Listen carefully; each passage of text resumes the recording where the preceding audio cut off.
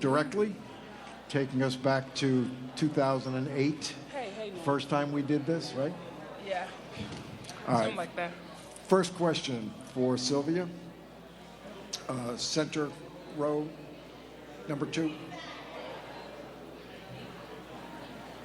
Yes, go ahead. Annie, go ahead. Sorry, Sylvia. That's okay. First, what does it mean to be back in Chicago? And secondly, to be sharing the court with two specific longtime friends in Courtney and Candace? It feels great. I'm happy to see my career flourish. To me, playing again on Chicago floor. I got drafted here in 2008 and have this opportunity to play my last All-Star game back in Chicago means a lot. And then, of course, I get to do it with 2 special girls that I'm very close with, and I'm just hoping to have fun.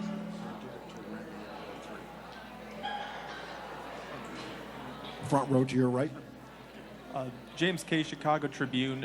Sylvia, is it starting to hit you a little bit now that we're over like halfway through the season that you're inching towards retirement here? I mean, is it starting to hit you at all? I haven't hit yet. I think mainly because I'm just trying to be present in the moment and enjoy it. I know once it's all said and done, I'd probably be a big water bag, and who wants to do that every game? Not me. Next question to your left in the third row. Hi, Sylvia. Remy with the New York Times. I've asked this of a couple of your fellow teammates. You know, the W is really at this moment where you have all these eyeballs on the sport. You have all this momentum. How do you, as you and Sue retire and we're kind of in this transitional era, how do you keep the momentum going? What does the league need to do to keep that energy up? I think the foundation has been set with a lot of great players. Unfortunately, you got to see some of those leave at this point, but I think we have a young group of talent that's willing to do what's needed to be done, that's not going to shy away from the things that they want and the things that they believe in. And so I would say just piggyback off these girls, listen to their thoughts, and see how can we make this thing grow in the next 25 years. Front row to your left. Nick Hamilton, Nightcast Media. First and foremost, congratulations on an illustrious career. Thank you. I wanted to ask you, do you feel like you've been getting your flowers as far as just everybody recognizing really who you are, as far as the league recognizing you? Speaking with Asia Wilson a couple of weeks ago, she talked about you just being a mentor to her, and I'm sure you've been a mentor to so many other players. So I guess it's a two-part question. Do you feel like you've been getting your flowers from the league as far as making sure that people know your legacy? And then 2, just the momentum that you've been feeling over the course of the season when everybody giving you, players giving you your flowers? As far as the league, I think they've been doing an okay job. I try not to focus mostly on league stuff. But as far, y'all late, you're late, be here on time. On time. As far as the girls, yes, most definitely the players have been giving me my flowers. Next question, row 2 in the center. Hi, Sylvia. Hi, everyone. One of the things that Sue Bird said earlier was even as a 22-year-old in Russia, when you guys were playing together, that you were a nurturing person for the team and you would take care of the team. Is that still who you are? Yeah, pretty much. She knows. That's all I know, yes. Is there anything specific that you'd like to cook for your teammates? Nafisa like pork chops. Yeah. Can I say something? She knitted Nafisa's baby. What was it? What did you knit? I don't know. Oh, you know. And I had a son like 5 months ago, and he's really cold, and he needs something. First of all, So I'm just saying, I'm just putting that out there. she didn't even have to put it out there because somebody beat her to the punch. So it's in the work in progress before when to get here. Okay, cool. Next question to your right in the third row. 2 quick questions. Sylvia, just a follow-up. Have you gotten a gift, a baby gift for Candace? It's in the works. In the works? Yeah. Make sure of that. Cool. Not for her. That's for the baby. For both, maybe. For the baby. Okay. When Candace will get her time when she announced. Lord. Sylvia, you were here during really the infancy of the Sky franchise. What do you recall about those early years and trying to build a fan base and where it is now, the defending champions hosting the All-Star game, and obviously viewing that from afar the past several seasons? I think just trying to find pieces that fit. I think we had a really good team over the years that while I was here, but we never had a complete team with finding what we need, and I think that's what you're witnessing now. I think they have a full force team, and they play together, and of course they defended champs, and they've proven why they won last year. To your right in the second row. This is for Sylvia, Charles Harmon, Minnesota Sports Recorder. Over the years, they always talk about the All-Star game, who's not here or who's here, who is for, who is not for. From your perspective, who is this game really for? For the fans, for the players? Who? I think it's for a combination. I mean, the fans vote us in, and so I think, of course, you want to come here and show a good time, but at the same time, I think it's also important that we enjoy ourselves as well. In the back row to the right. This is for Candace and Sloot. Kalia was in here earlier, and she said there's been all kinds of trash talking going on about this game with the format pitting 2 Sky players against 2 other Sky players. What do you have in store for Kalia? And because she said she wants bragging rights for the rest of the year. That ain't got nothing to do with me. No comment. No. So Sloot doesn't talk a lot of junk. It's me and Kai usually are the ones that do that. So, I mean, we'll see in the game, right? We'll see if size and speed and athleticism and shooting is going to beat, lack of size and shooting. I'm saying, Kai, we're big, and we're also versatile. That's all I'm saying. You're a part of this. Sloot, I'm including you in this. I didn't say you lack size. I said their team lacks size. That's all I was saying. All right, next 2 questions will come from the left, third row. Talking junk. She's like, who lacks size? Not talking about you. Third row on the left. Salute, Ben Pickman from Sports Illustrated. Just what do you remember about your rookie season playing next to Syl? What your first time meeting her? What's kind of your best Syl story from that era?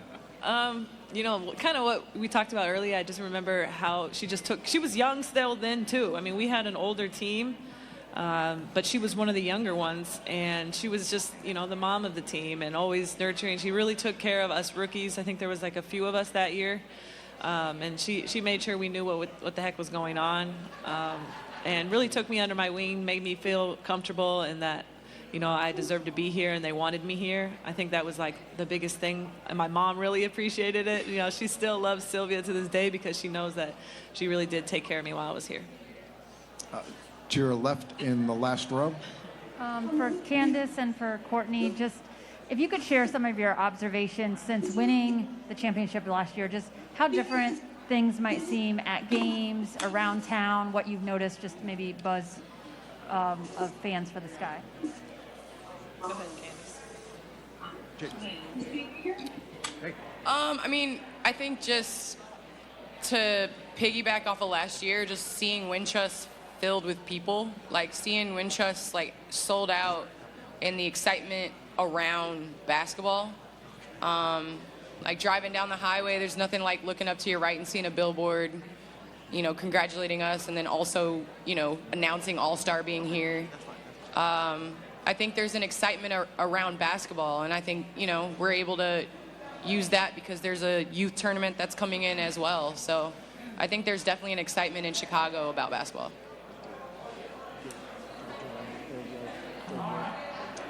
To your left in the third row.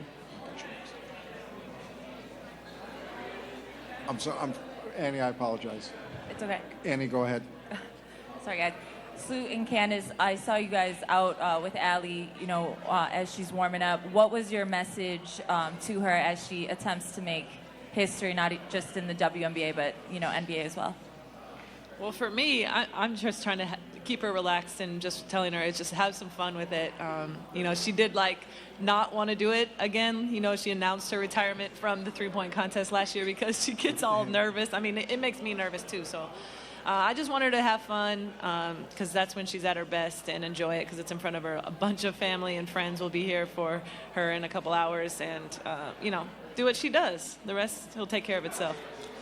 So if I can comment, I didn't film Allie last year in the three-point contest. I filmed Sloot during the three-point contest. So if you guys want a real show, like Allie's gonna make her buckets. She's gonna hit threes. Like, watch her.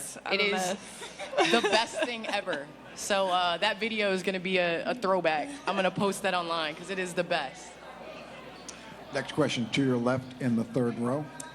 Hi there, Remy with the New York Times.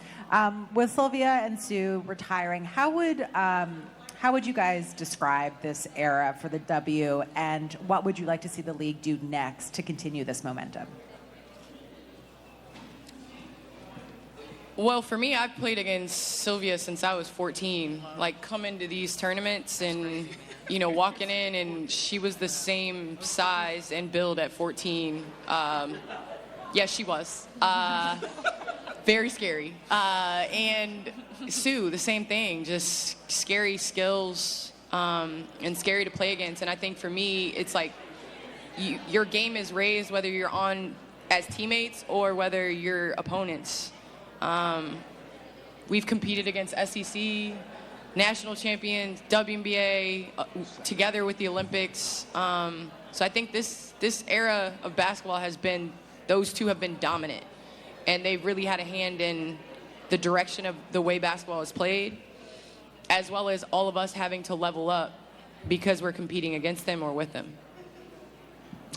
Next question to your right in the last row. This question's for Candace. Candace, sometimes homecoming stories don't always work out. You left the only franchise you knew in Los Angeles to come back home to be able to play in front of family and friends. I'm just wondering if you could reflect on how well this has worked out to win a championship in your first year, have the best record in the WNBA right now, and now All-Star Weekend here in your hometown. I think it was about playing in front of my family and friends, but it was also about like playing with this group. You know, we enjoy each other, and I think our style of play complements each other.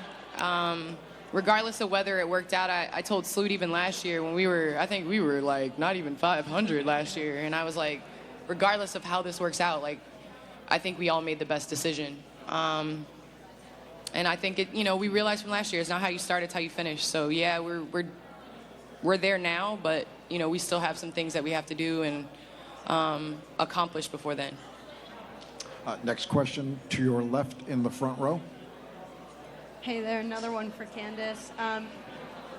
Go ahead. You mentioned the youth tournament going on, and I think you said last night that Layla's playing. Do you have any advice for her, and how do you have her handling the spotlight coming right off of All-Star, So my niece is playing in the tournament, and my daughter. So we're excited. The Parker family's so excited to go from All-Star tomorrow to come over here and support.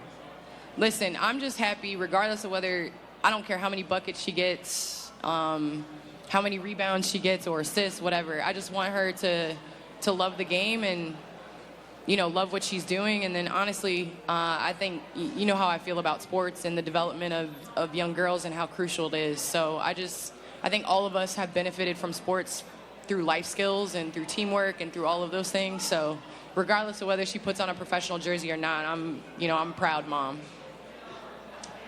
Candace, Sylvia, Courtney, thank you. Thank you. Thank you. To our media, we'll have our next group in just a moment. Recording